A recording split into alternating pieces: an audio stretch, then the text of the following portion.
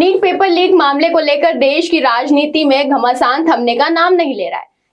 छात्र के प्रदर्शन के दौरान कथित पुलिस कार्रवाई और गोलीबारी को लेकर लोकसभा से लेकर सियासी गलियारों तक आरोप प्रत्यारोप का दौर जारी है।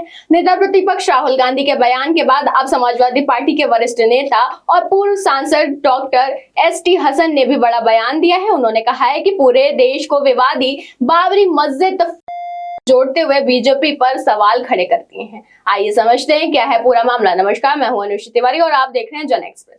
पेपर लीक मामले में छात्रों के विरोध प्रदर्शन के दौरान कथित पुलिस कार्रवाई और गोलीबारी को लेकर राजनीति गर्म है। लोकसभा में नेता प्रतिपक्ष राहुल गांधी ने इस पूरे मामले के लिए गृह मंत्री अमित शाह को जिम्मेदार ठहराया। Sir, the Home Minister authorized the of our students, sir. He put pellets into the blood of our students. He ordered the students of India to be shot. Rahul Gandhi के इस बयान पर भारतीय जनता पार्टी ने कड़े आपत्ति जताई है और संसद में जमकर हंगामा भी देखने को मिला। आपको बता दें कि राहुल गांधी के बयान के बाद समाजवादी पार्टी के पूर्व सांसद और वरिष्ठ नेता डॉक्टर एसटी हसन ने भी खुलकर समर्थन में उतर आए हैं। एसटी हसन ने कहा कि अगर बीजेपी ये मानती है कि छात्रों के प्रदर्शन के दौरान हुई कथित गोलीबारी और गृह मंत्री अमित शाह की जिम्मेदारी नहीं है, तो फिर बाबरी मस्जिद ध्वंस के दौर पर कार सेवकों पर हुई के लिए तत्कालीन मुख्यमंत्री और समाजवादी पार्टी के मुलायम सिंह यादव को क्यों दोषी ठहराया जा रहा है? उनको भी दोषी नहीं ठहराया जाना चाहिए।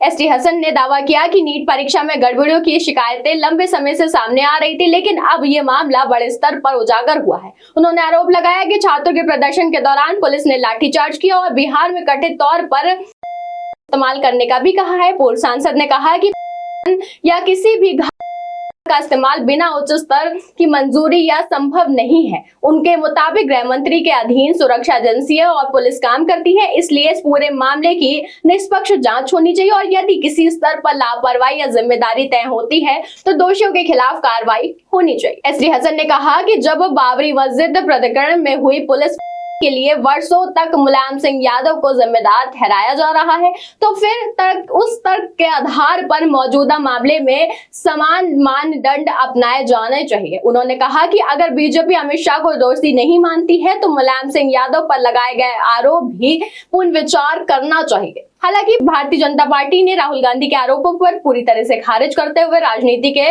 प्रति बताया है।